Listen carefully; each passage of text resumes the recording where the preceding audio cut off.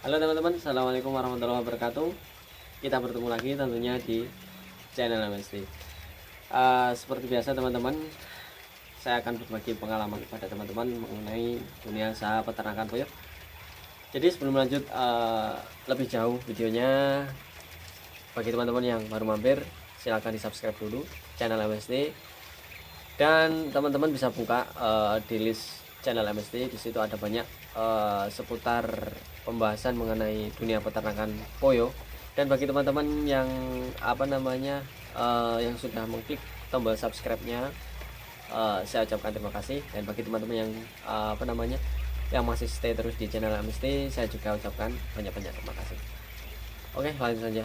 Dalam dunia peternakan puyuh, semua peternak pasti mengalami yang namanya puyuhnya itu apa ya? Ada yang menyebutnya itu bencong, banci, mandul, dan lain sebagainya. Dan itu juga salah satu masalah dalam dunia peternakan.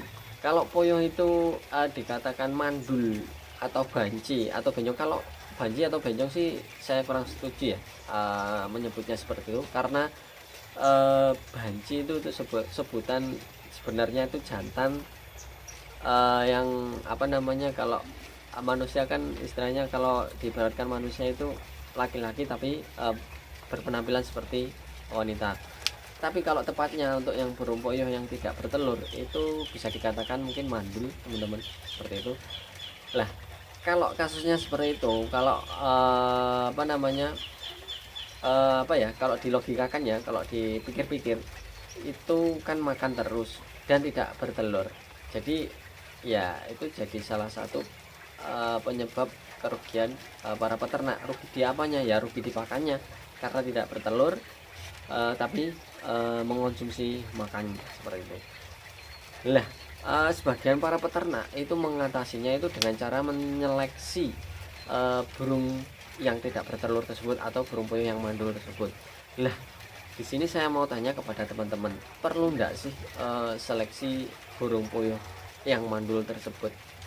Tapi kalau ini ya, pengalaman saya. Jadi begini, pengalaman saya sampai sekarang ya, kalau burung puyuh emang tidak bertelur, ya tetap saya seleksi, teman-teman. Cuma kalau saya itu menyeleksinya itu enggak keseluruhan. Jadi misalkan dalam satu kotak ini kok ada burung puyuhnya banyak tapi kok telurnya sedikit, ya mungkin saya baru menyeleksi. Tapi emang kalau saya jarang menemui yang seperti itu jarang, teman-teman. Ya mungkin kalau usia puyuhnya itu mulai tua, itu mungkin ya saya akan menyeleksinya, dan itu pun juga maklum sih teman-teman, karena faktor usia juga.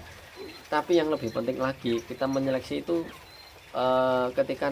ketika burung puyuh itu baru naik kandang baterai, baru masuk kandang baterai, dan di situ ada burung puyuh yang tubuhnya masih kurus-kurus ya, masih kurus-kurus, itu ya perlu diseleksi dari situ juga, teman-teman, karena itu jelas-jelas puyuh itu kurang makan. Ya mungkin makan sih, teman-teman, tapi konsumsi makannya itu tidak cukup, sehingga tidak menghasilkan telur. Jadi itu perlu dikarantina sih, teman-teman. Nah, tapi kalau biasanya ya ada juga para peternak itu menyeleksi burung puyuhnya itu keseluruhan. Ya mungkin nggak keseluruhan tapi separuh. Kalau itu kalau menurut saya itu jangan dilakukan sih, teman-teman, karena kalau menyeleksi secara keseluruhan ya, itu akan menyebabkan burung puyuh stres dan akhirnya tidak bertelur, malah rugi, teman-teman. Kalau kasus yang kalau kasus burung puyuh mandul sih mungkin masih bisa bertelur sih, teman-teman. Kalau pengalaman saya dulu saya menyeleksi itu satu kotak ya, saya seleksi, mungkin saya ambil misalkan dalam satu kotak ini isinya 20 ekor, terus yang nggak bertelur 5 ekor, saya ambil 5 ekor. Nah, itu saya sendirikan, saya taruh kandang sendiri, dan selang 2 hari, kalau nggak salah 3 hari, itu loh teman-teman bertelur. Jadi kemungkinan burung puyuhnya ini dalam satu kotak itu bertelur, tapi itu bergantian, teman-teman. Jadi kita tidak tahu ya, mungkin hari ini bertelur besok tidak, seperti itu. Jadi ya bisa jadi pakannya kurang atau mungkin tidak dapat apa namanya, bergantian makan ya kan, apa ya, berdesakan ya sama teman-temannya, mungkin nggak ada kesempatan untuk makan. Jadi ya itu juga menghambat bertelurnya burung puyuh tadi. Kalau menurut saya sih seperti itu sih teman-teman.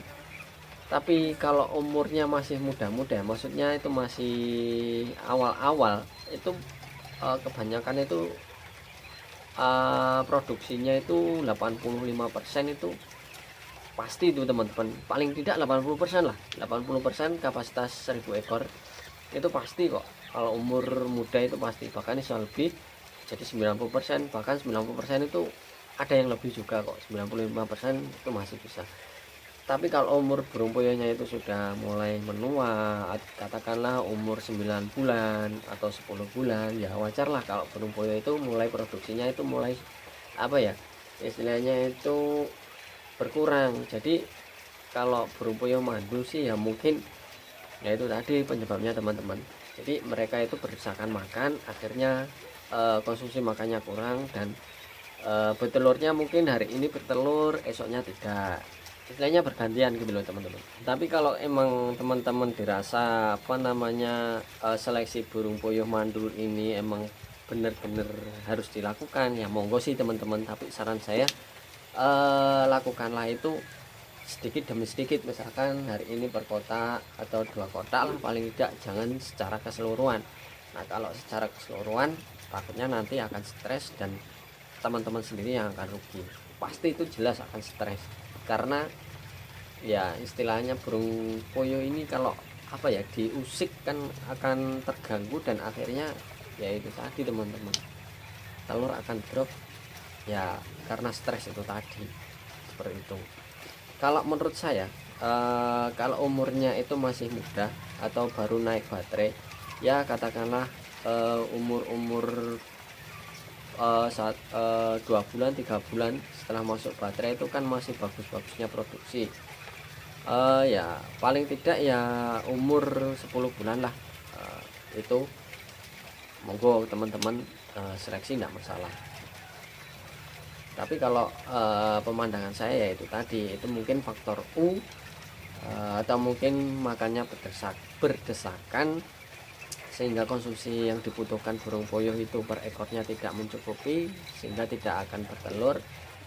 Dan ditambah lagi ya mungkin bertelurnya itu hari ini bertelur, besoknya tidak, yaitu tadi karena berdesakan makannya dan tidak mendapat konsumsi makan yang dibutuhkan untuk membuat uritan telur itu kurang, ya itu tadi. Dan mungkin itu dulu sih teman-teman video dari saya, mudah-mudahan bisa memberikan gambaran sih pada teman-teman harus diseleksi atau tidak sih. Ya itu tadi sih pengalaman saya, itu saya juga pernah menyeleksinya sih teman-teman. Nah nanti tergantung teman-teman sih, karena saya ini hanya cuma berbagi pengalaman saja ya kepada teman-teman yang sekarang ini beternak burung puyuh. Oke, kita bertemu lagi di video berikutnya. Salam dari channel Mesti. Assalamualaikum warahmatullahi wabarakatuh. Dadah.